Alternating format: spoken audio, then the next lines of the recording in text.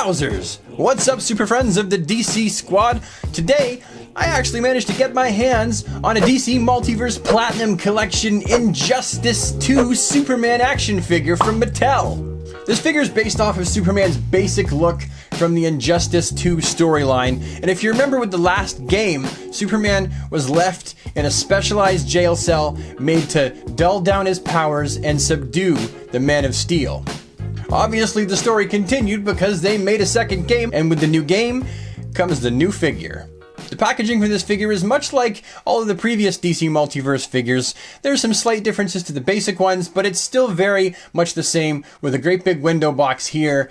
You got all your logo work on the top, and you got all your writing on the bottom. And here's an image of both sides of the box. And then on the back of the box, we have some more logo work, as well as the exact same Superman picture they used on the left-hand side of the box and the right. And then also the front, maybe they only licensed one picture. And then we also have a nifty little write-up as well. Imprisoned after the fall of the regime, Superman must forge new alliances with old enemies to save the world once again.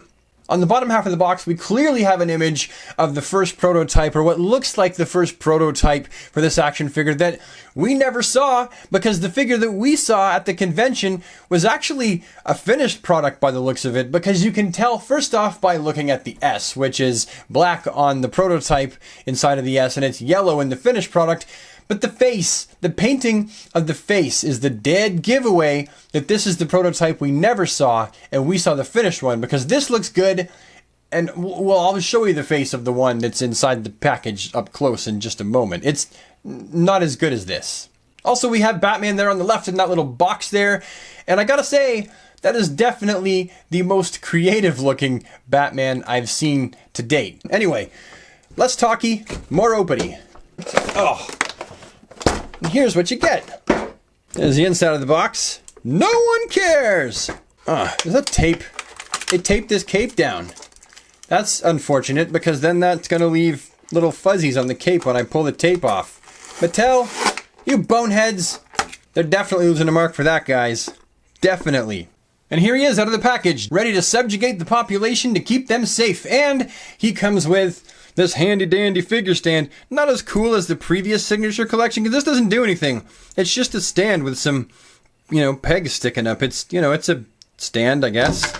Now, the first thing I want to mention right off the bat is that I was wondering exactly what parts of this Superman figure exactly were made of metal. Well, guess what?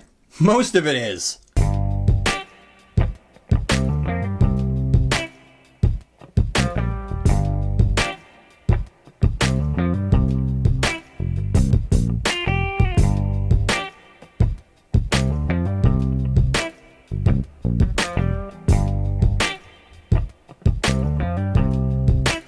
So now that we've had that head to toe, back and front look at Superman here, yeah, the whole figure is made of die-cast metal. I mean, for the most part, it's pretty nicely painted, with the lighter blue and the darker blue actually being fairly crisp. There's not a lot of paint slop in that area. And even the red looks pretty good. There could be a little bit neater gold inside of the S, but I mean, it looks good. It's not like it's a visually breaking figure when you see that little bit of paint slop inside of the S. It still looks very good. My beef is when we get to the head. The head of this figure, it's a nice sculpt and all, however, it's not the right paint job for it in my opinion. The face looks like a big 12-year-old, or maybe, an anime character or something like that. To me, that does not scream Superman, and to me it definitely doesn't look like what he looked like in the game. And it also seems to be just a little bit sloppily painted in some areas. So how Mattel has gone ahead and attached the cape to Superman's shoulders, it's pretty simple. It's pretty standard for Mattel, where they attach it, around this area. I mean, that's normal for Mattel now. And I get why they did it, and it kind of matches with this figure, because you got the bunched up cape, just like in the game, over the shoulder here. So it kind of makes sense for this figure they did it this way. My only qualm is that there's not more cape. The fabric is, I don't even think it's quite as good as the Superpowers collection fabric. So there's that. And then also, I just wish there was more of it. I wish that they would up their game with their capes. It's not terrible, but I still will likely do a cape swap just for those reasons. And now, oh omnious looking Superman, we get to the fun bit. The really critical bit. The make or break point for a lot of collectors. The articulation. Superman's head is on a ball joint, and it's got a pretty good range of motion to look up and down and all around. It's typical of a multiverse action figure from Mattel. The shoulders have the basic industry standard hinge swivel. No butterfly hinge like a lot of people like, but it does have the hinge swivel with a lot of motion. Then there's also bicep swivel, which most figures nowadays actually have, and it could go all around 360. Superman has single jointed elbows that give you single jointed articulation. Nothing special, but they do move freely. There's absolutely no ab articulation in the Superman figure, but he does have waist articulation to rotate 360 degrees. From the waist down, this figure has the typical DC Multiverse kind of articulation, having abandoned the classic DC Universe Classics groin articulation and going with a more hidden sort of look that does pretty much the same thing, only actually looks a lot better. The knees, much like the elbows, are not double jointed like I know a lot of people had hoped for, so there's that. And then finally, the one thing that everybody always asks for, and they were really hoping that we would see on these figures, and that would be ankle articulation. Well, this one doesn't have any of any kind. Like, none. No articulation in the ankles whatsoever.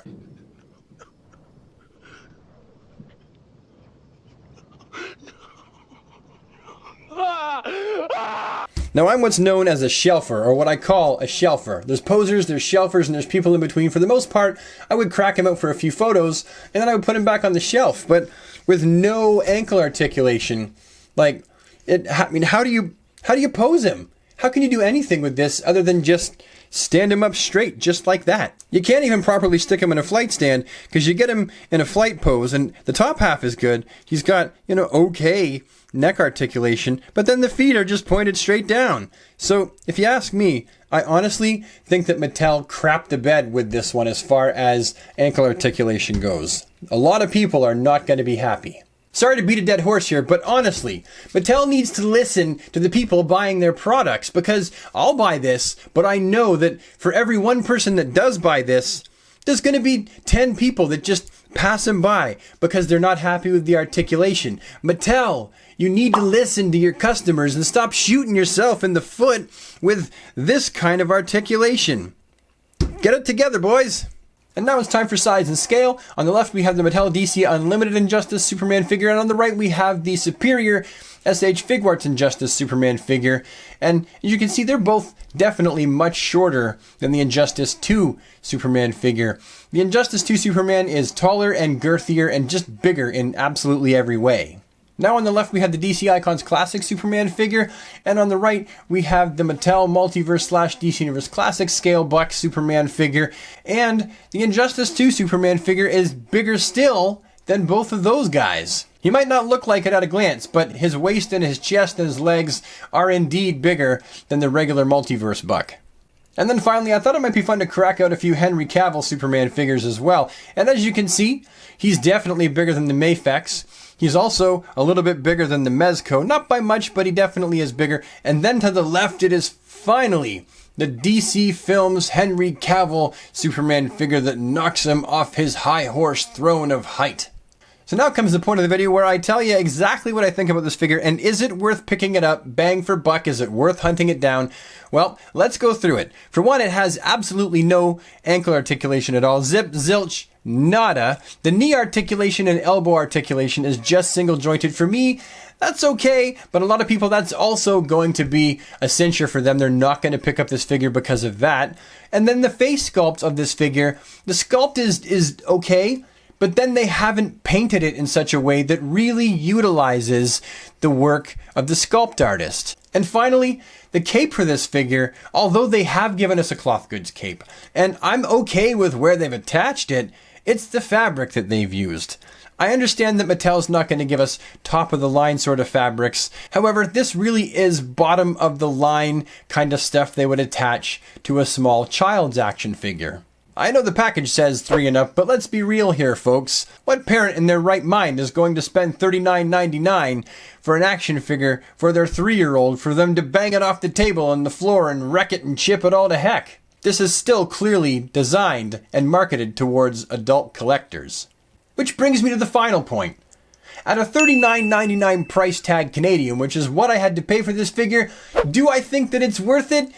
No, I don't. I picked it up because I'm a Superman fan, and I pick up almost every Superman figure that I can, and also I review them on my channel so that I can have quality content for you folks to watch. That means sometimes I will buy a figure for more money than I think it's worth, just so that I have a good video for you. But if I was just a collector, I may not pick this figure up. I may pass it by in the aisle, or I may wait until someone sells one on eBay for like 15 bucks out of package. So would I recommend it? Yes, but just know that it's expensive, and hopefully watching this review, you'll see its great limitations and flaws.